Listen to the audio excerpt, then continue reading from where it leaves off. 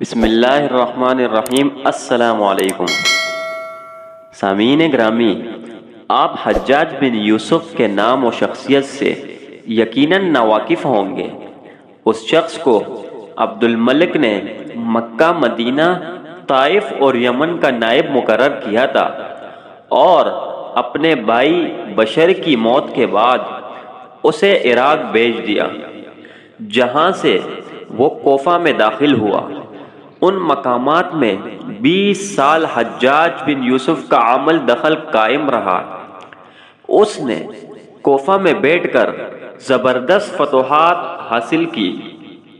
اس کے دور میں اسلامی فتوحات کا دائرہ سندھ اور ہند کے دوسرے علاقوں تک پھیل گیا، حتیٰ کہ مسلمان مجاہدین چین تک پہنچ گئے تھے۔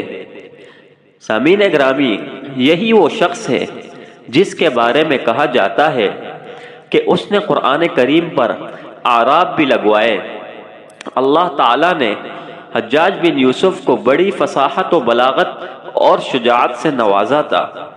یہ حافظ قرآن بھی تھا، شراب نوشی اور بدکاری سے بچتا تھا، وہ جہاد اور فتوحات کا حریص تھا، مگر اس کی ان ساری خوبیوں پر اس کی ایک برائی نے پردہ ڈال دیا، اور وہ برائی یہ ہے کہ ایسی تمام خوبیاں پر چھا جاتی ہے اور تمام اچھے اوصاف کو ڈھانپ دیتی ہے۔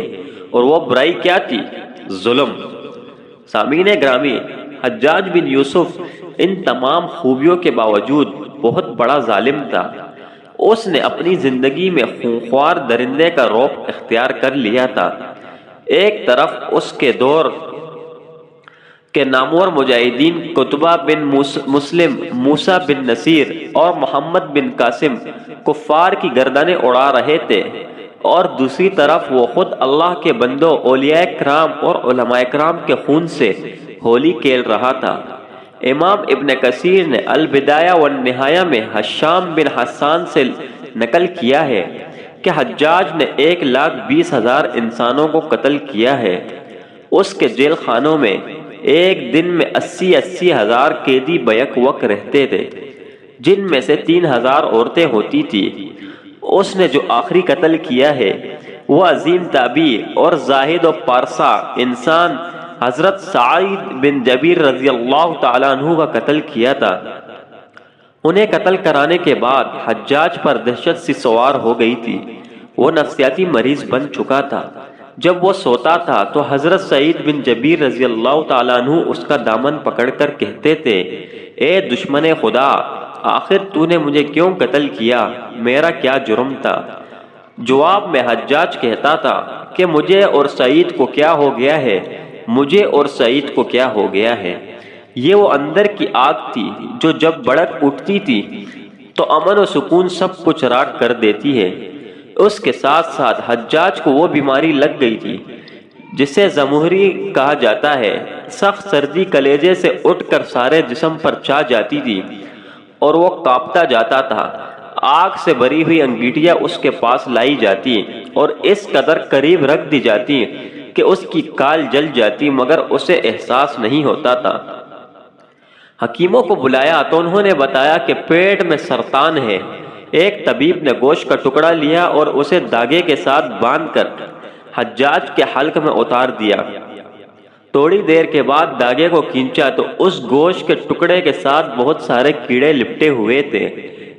حجاج جب مادی تدبیروں سے مایوس ہو گیا تو اس نے حضرت حسن بصری رحمۃ اللہ علیہ کو بلوایا اور ان سے دعا کی درخواست کی۔ وہ آئے اور حجاج کی حالت دیکھ کر رو پڑے اور فرمانے لگے،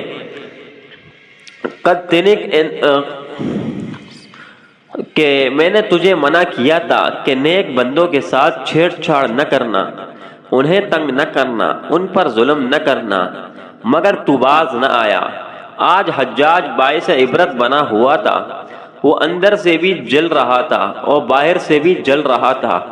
وہ اندر سے ٹوٹ پھوٹ کا شکار تھا۔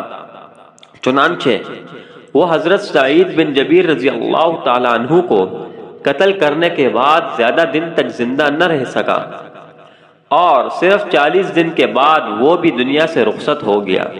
مگر حضرت سعید اور حجاج کی موت میں بڑا فرق تھا۔ حضرت سعید رضی اللہ تعالیٰ عنہ کو شہادت کی موت نصیب ہوئی۔ وہ ایسی آن بان سے دنیا سے رخصت ہوئے کہ بعد میں آنے والے مجاہدین کے لیے ایک سنگ میل قائم کر گئے۔ وہ جب دنیا سے رخصت ہوئے تو ان کا دل مطمئن تھا اور چہرے پر تبسم تھا، لیکن حجاج جب دنیا سے جا رہا تھا تو اندر کی آگ میں جل رہا تھا، چہرے پر ندامت کی ظلمت تھی۔ اسے اس کا ایک ظلم یاد آ رہا تھا۔ حضرت سعید کی شہادت پر تمام صلحاء اور علماء افسردہ تھے، لیکن حجاج کی موت پر اللہ کے نیک بندوں نے اطمینان کا سانس لیا۔ سامعین گرامی، حضرت ابراہیم نخعی نے حجاج کی موت کی خبر سنی تو خوشی سے رو پڑے۔ مرنے کے بعد اس ڈر سے اس کی قبر کے تمام نشانات مٹا دیے گئے تاکہ لوگ اس کی لاش کو باہر نکال کر جلا نہ دیں۔ اللہ اکبر! یہ اندیشے اس شخص کی قبر کے بارے میں ہو رہے تھے جس کے سامنے اس کی زندگی میں لوگ کھڑے ہوتے تھے تو ان پر لرزہ طاری ہو جاتا تھا اور لوگ اس کے ڈر سے دیوانے بن جایا کرتے تھے۔ اسوہی نے ایک واقعہ بیان کیا ہے کہ جب حجاج حضرت عبداللہ بن زبیر رضی اللہ تعالیٰ عنہ کے قتل سے فارغ ہو کر مدینہ آیا تو اسے مدینہ سے باہر ایک شیخ ملا۔ چونکہ حجاج کے چہرے پر نقاب تھا اس لیے اس نے حجاج کو نہیں پہچانا۔ حجاج نے اسے مدینہ کا حال احوال دریافت کیا۔ شیخ نے کہا، بہت برا حال ہے، رسول اللہ صلی اللہ علیہ وسلم کے حواری قتل کر دیے گئے ہیں۔ حجاج نے پوچھا، ان کو کس نے قتل کیا ہے؟ تو شیخ نے جواب دیا کہ ایک فاجر و فاسق اور لعین شخص جس کا نام حجاج ہے، اللہ اس کو ہلاک کرے اور سب لعنت بھیجنے والے اس پر لعنت بھیجے۔ حجاج یہ سن کر غضب آلود ہو گیا اور اس نے اپنے چہرے پر پڑی ہوئی نقاب ہٹا دی اور پوچھا کہ تم مجھے جانتے ہو؟ شیخ نے کہا، ہاں میں آپ کو پہچانتا ہوں مگر آپ مجھے نہیں پہچانتے۔ میں یہاں کا مشہور دیوانہ ہوں، مجھے دن میں 5 مرتبہ مرگی کا دورہ پڑتا ہے، اور ابھی بھی جب میں الٹی سیدھی باتیں کر رہا تھا تو مجھے دورہ پڑا ہوا تھا۔ تو وہ شخص جس سے بات کرتے ہوئے بڑوں کے جسم پر راشد طاری ہو جاتا تھا، اور وہ کہ جس کے عذاب سے بچنے کے لیے لوگ مصنوعی دیوانے بن جاتے تھے، آج جب اس کے جسم سے جان نکالی گئی تو اندیشے پیدا ہونے لگے کہ کہیں لوگ شدت غیظ و غضب میں اس کی لاش ہی کو نہ جلا ڈالے۔ وہ اقتدار و ہیبت و دبدبہ سب کچھ جاتا رہا۔ اس کے متعلقین کو اس کی لاش کی بے حرمتی کے بارے میں دنیا والوں سے جو خطرہ تھا، انہوں نے اس کے قبر کا نام و نشان مٹا کر بظاہر اسے تو خطرے سے بچا لیا، لیکن ظالموں کے لیے جو آخرت کے خطرات اور سزائیں ہیں ان سے اسے کون بچا سکتا ہے؟ وہاں تو کسی کا بس نہیں چلتا، نہ کسی کی سفارش کا کام آتی ہے، خاندانی وجاہت فائدہ نہیں دیتی۔